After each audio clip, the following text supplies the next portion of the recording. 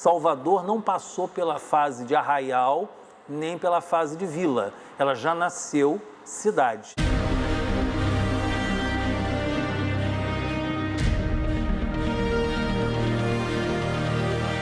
A região onde Tomé de Souza realiza o seu desembarque, na verdade, já era uma região conhecida pelos portugueses.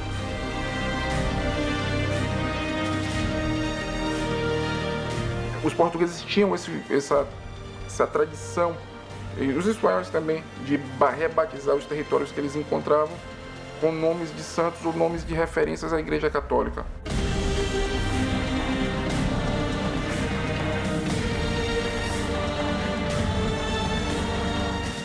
Esse encontro de portugueses, né, os europeus aqui com os nativos, foi um encontro de desconfiança.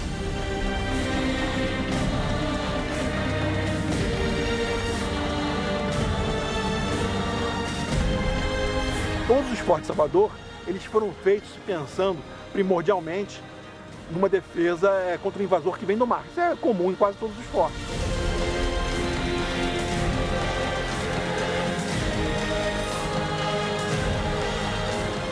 Só que a Bahia, a nossa Bahia de Todos os Santos, o grande problema dela é que ela é grande demais.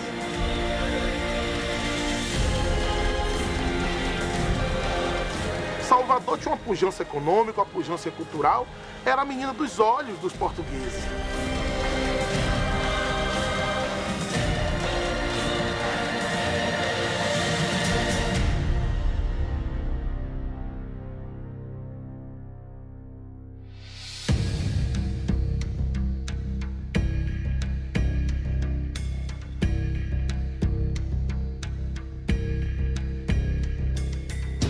No final do século XV e início do século XVI, estava ocorrendo uma série de eventos históricos de grande relevância no cenário mundial.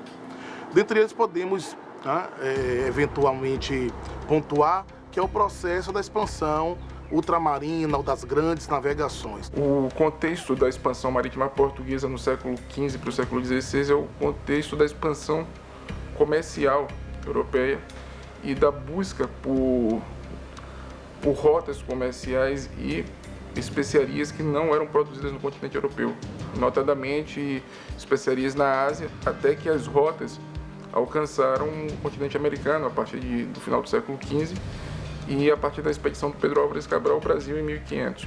Pelo menos oficialmente, esse é o registro.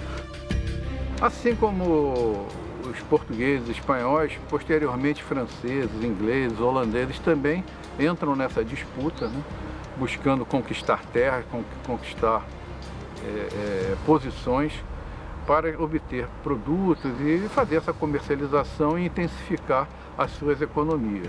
Esse fato ocorre porque a Europa estava numa efervescência política, uma efervescência religiosa muito grande.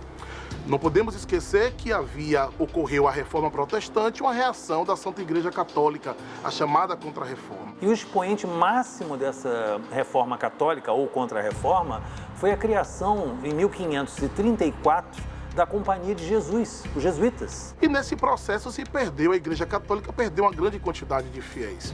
E perder fiéis era também perder uma significativa quantia, já que a gente tinha a questão das indulgências. Né? Nesse contexto específico, né, ocorreram as chamadas perseguições religiosas, né, que tinham também uma conotação política. A gente não pode separar a conotação religiosa da conotação política no contexto quinhentista, né, principalmente ao falarmos desses confrontos entre católicos e protestantes. Portugal e Espanha eram os dois países onde tinha mais força a Igreja Católica, onde não ocorreu a chamada Reforma Protestante. Então a centralização do poder real, né, associado à Igreja Católica buscar novos fiéis e um novo horizonte geográfico, foram fatores preponderantes, fundamentais para ocorrer as grandes navegações. E a partir dessa expansão marítima, os contatos com os povos de outros territórios começou a ser estabelecido, a princípio de maneira amistosa e em seguida por via da escravidão ou por via de uma busca de controle e domínio desses povos. Então, vocês sabem já que Portugal e Espanha se lançam ao mar, chegando Portugal aqui com a esquadra cabralina, por volta de 1500, né, ainda final do século V, século XVI, e a Espanha com Américo Vespúcio, né, descobrindo o continente americano, chegando aqui e impondo o processo da dominação cultural, religiosa, política e econômica. Posteriormente, em 1501, Américo Vespúcio, né, vem descendo em outra expedição, desce a costa brasileira e aí sim vem colocando os marcos de posse de terra, né, em vários pontos da nossa costa. O planejamento português ele não previa a ocupação das Américas porque não tinha dinheiro a ser tirado daqui. Portugal era uma potência colonial, ela estava interessada em obter lucros. Os lucros nesse momento eram na Ásia portuguesa, onde saíam as especiarias, o cravo, a canela, a pimenta. Não havia nada comparável aqui no Brasil, então não se investia aqui no Brasil. O máximo que Portugal fez foi mandar expedições guarda-costas.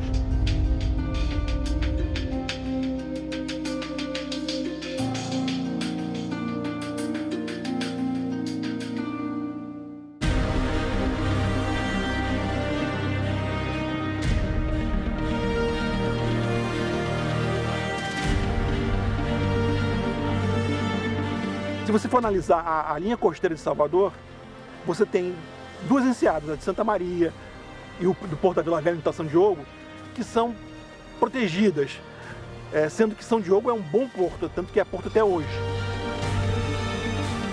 Finalmente os portugueses acordaram e resolveram defender o Porto da Barra para não se desembarcar. A finalidade básica dele, se repare que o Forte da Barra, o São Diogo, ele é virado por Santa Maria, para cobrir justamente com o tiro lateral o Portinho da Barra. E, na verdade, o que nós temos aqui nesse porto é um sistema tripartite de defesa, né, que junta os três fortes, Santa Maria, Santo Antônio e São Diogo. Eles cruzavam fogo para defender o porto. Existia uma ação coordenada do Forte de Santo Antônio da Barra, do Forte São Diogo e do Forte Santa Maria. Claro que sim. Existia porque funcionava o sistema de defesa da parte mais central do desembarque dos portugueses, né? Porque a função do forte não é repelir um ataque, é impedir o ataque. Repare que o Santa Maria, ele é longo. A maior capacidade de fogo dele é lateral, não é frontal. Então ele não foi feito para atirar para o mar, porque a Baía de Todos Santos é muito larga. Quem quisesse passar longe dele, passava lá pelo meio da Bahia, não acontecia nada, né? Mas para a lateral ele tinha mais poder de fogo, justamente para cobrir o Porto da Barra. Santa Maria, que pela sua configuração um pouco mais distante do forte de Santo Antônio, era um ponto privilegiado de observação, e São Diogo também um ponto privilegiado de observação que evitava o desembarque. Então, se aqui era a parte central do desembarque dos portugueses, onde ficava o Porto de Vila Velha, onde se tinha segurança, as águas mais tranquilas da Baía de Todos os Santos, precisava se ter uma ação coordenada, porque quando se aportava, se mirava e via-se corsários, piratas, invasores, então todos ao mesmo tempo eles eram repelidos. Existem muitas críticas em relação ao posicionamento dos fortes situados na região da Barra, mas é inequívoco a compreensão de que se dificulta o cruzamento dos fogos, muito impede o desembarque. As fortificações formavam um sistema. Elas sempre eram interdependentes. Essa interdependência é visível no São Diogo e no Santa Maria e Santo Antônio hoje em dia. É talvez o único lugar que você perceba isso claramente hoje em dia no Brasil. A defesa como um sistema. Essa é uma questão também muito interessante, porque ela traz da tradição medieval europeia esse sistema de comunicação. O Forte de Santo Antônio da Barra, em 1666, vai unificar o comando com Santa Maria e São Diogo. Então vai haver ali, na verdade, a unificação do comando. Quem mandava era o comandante de Santo Antônio da Barra. Então, A presença dos 3 fortes ali fez com que nunca mais tivesse havido um ataque. Era uma região boa, importante estrategicamente, foi usada várias vezes com fins militares, certo? Holandeses, portugueses, espanhóis usaram aquela região, mas com a construção do Forte São Diogo, não. Essa área está defendida, ela não vai ser mais atacada, como de fato nunca mais foi atacada. É o melhor sistema de cruzamento de fogos que há em fortes costeiros. Essas fortificações que nós estamos mencionando são as mais antigas, algumas das mais antigas e mais representativas, mas não podemos deixar de mencionar que nos arredores de Salvador e em parte do recôncavo baiano existiram mais de 15 fortificações. Baluartes fortificados, tendais, fortins, baterias marinhas, fortes, fortaleza não, mas fortes espraiados pelo recôncavo e pela própria cidade de Salvador, sobretudo na Cidade Baixa.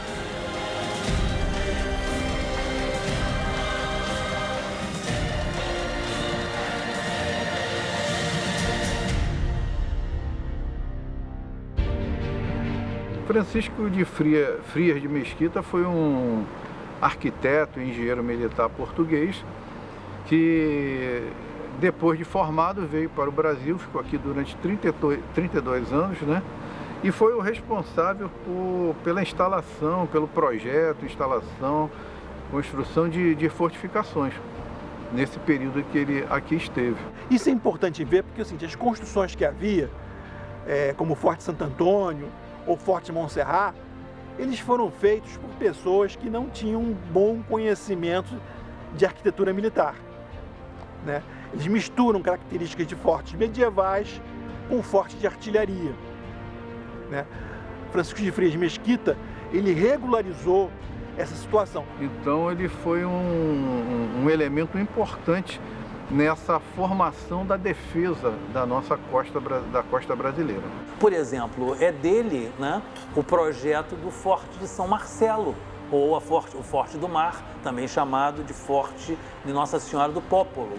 É dele também o projeto do Forte de São Diogo, integralmente, da sua lavra. Então, havia todo um conjunto de reflexões estéticas, mas também pragmáticas, apresentadas pelo Francisco Frias de Mesquita nos seus projetos. Ele teve um papel preponderante até 1636, quando ele retorna a Portugal. Não somente fortificações ele construiu, mas também prédios públicos. Francisco Frias de Mesquita introduziu o conceito de, pelo menos no contexto, né, do sistema de defesa da Baía de Todos os Santos, esse conceito de inter-relação entre as fortificações.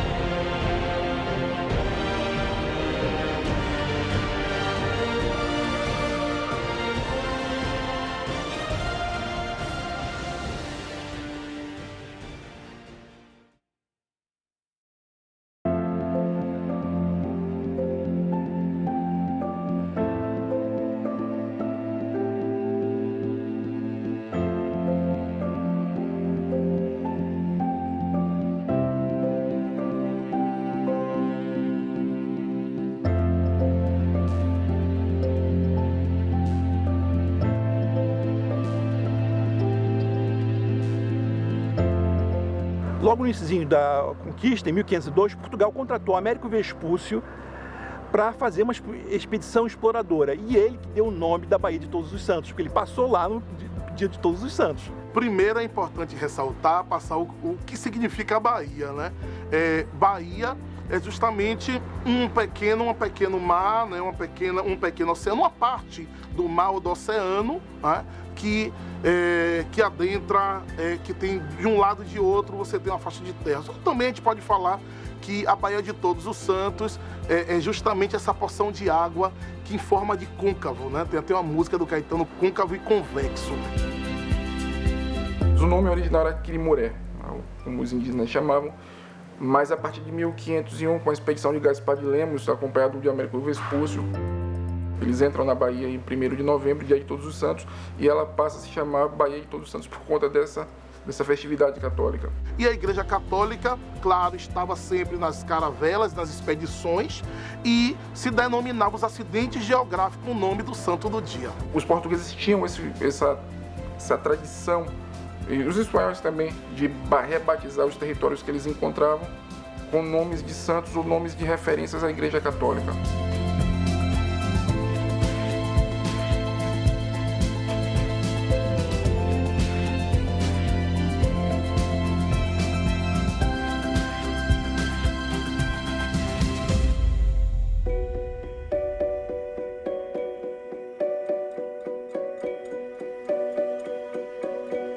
Como nós sabemos, a terra brasileira, o Brasil, na verdade, não foi descoberto, foi invadido.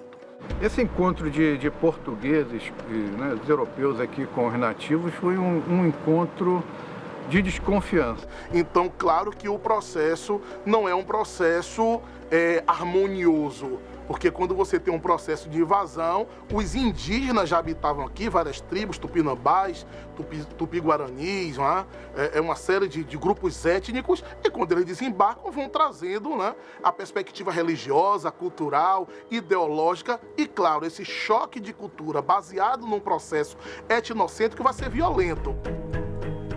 Nós não podemos deixar de mencionar, por exemplo, uma presença portuguesa que, apesar de não oficial, vai marcar de nascença, basicamente, a ocupação do território da Bahia, que foi o náufrago Diogo Álvares Correia, o Caramuru. Ele é chamado Caramuru porque ele tinha uma arma de fogo, né?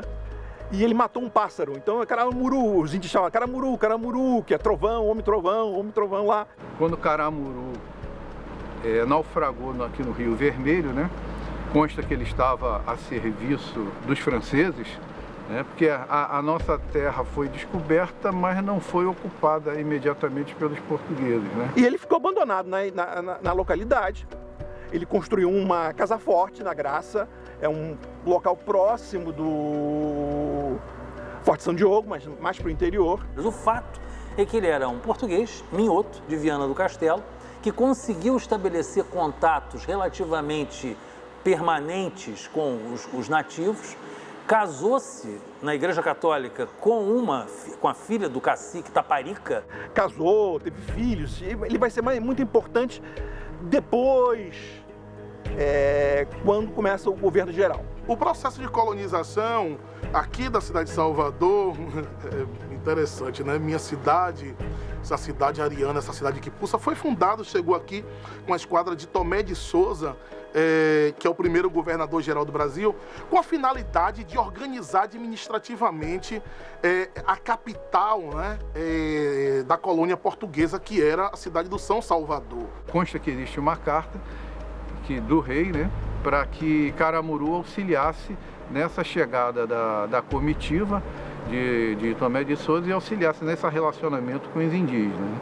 Então, foi um relacionamento depois do estabelecimento dos europeus, dos portugueses, que passou a ficar tenso. A expedição Tomé de Souza era muito grande, foram 600 pessoas, soldados, mais colonos, você tinha carpinteiro, pedreiro, você tinha de tudo ali. Isso permitiu vencer a resistência dos indígenas e a implantação de engenhos de açúcar no Recôncavo, uma possibilidade de geração de dinheiro muito grande. Então, a princípio, essa relação ela é comercial, ela é amistosa, e gradualmente ela vai se configurando em uma relação realmente de domínio, de exploração. Isso já fica muito claro a partir da década de 1520, quando começa a se estabelecer os primeiros engenhos de açúcar na capitania da Bahia. A capitania passou a ser atrativa economicamente, a gerar retorno econômico. E o que gera retorno econômico atrai a cobiça dos outros. E à medida que o açúcar avança, o controle sobre populações indígenas, notadamente os Tupinambá no Recôncavo Baiano, vai sendo cada vez mais violento.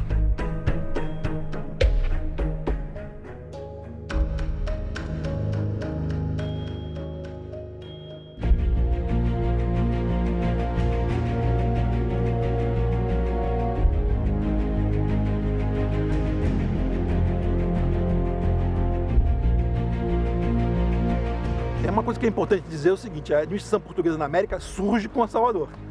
Antes disso, você tinha a administração dos donatários, que era uma coisa assim, cada um cuida de si. A cidade do São Salvador foi fundada em 29 de março de 1549, quando Tomé de Souza, então governador-geral do Brasil, primeiro governador-geral do Brasil, é enviado por Portugal para organizar política e administrativamente a cidade, a capital lá da colônia portuguesa. Não havia uma integração entre uma capitania e outra. Quando você implanta Salvador e o governo geral, você passa a ter uma entidade que coordena os esforços das capitanias. Primeiro que a cidade do Salvador vai surgir como cidade-fortaleza, vai estar assentada com a posição de defesa. Outro ponto também é que ela já chega com um certo planejamento lá de Portugal. A região onde Tomé de Souza realiza o seu desembarque, na verdade já era uma região conhecida pelos portugueses. É bom nós ressaltarmos que em 1548, Dom João III, rei de Portugal, já tinha toda a estratégia de ocupação desta área para que nela fosse edificada uma cidade fortificada e estabelecida as bases sobre as quais ergueria esse governo geral do Brasil. Então, o que é que ocorre? A administração vai ser formada primeiro pelo ouvidor-mor, que era justamente o senhor responsável pela justiça, pelas questões jurídicas, o provedor-mor, que era responsável pelo orçamento da cidade e também justamente pela coleta de impostos, e o capitão-mor, que era esse sujeito que era responsável pela defesa e que estava em contato diariamente, iria ficar também em contato com os engenheiros militares, que era responsável pela construção dos fortes da cidade do São Salvador. Então havia todo um planejamento anterior.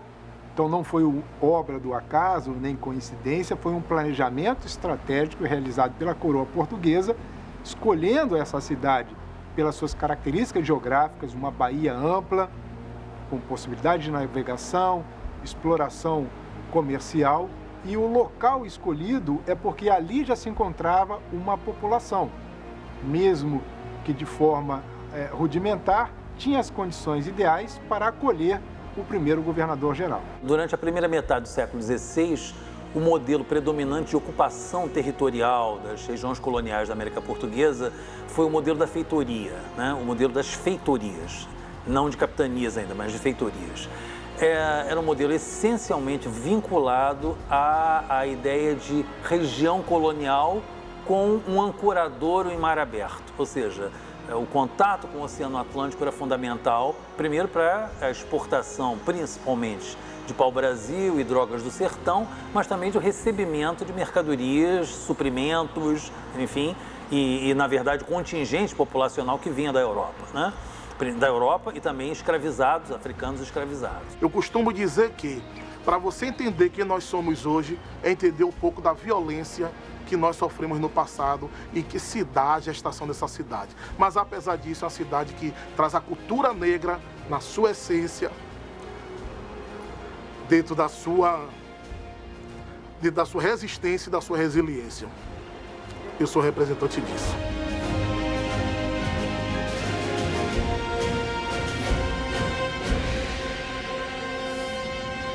Salvador não passou pela fase de arraial nem pela fase de vila. Ela já nasceu cidade. Cidade de São Salvador da Baía de Todos os Santos. Tanto que as pessoas chamam, quem nasce em Salvador é soteropolitano. Por quê? É a mistura de duas palavras, uma grega e uma latina. A latina é sotero, que é Salvador em latim. E o Salvador do mundo, Jesus Cristo, no contexto católico. E polis, cidade. Então, Soterópolis, a cidade do Salvador.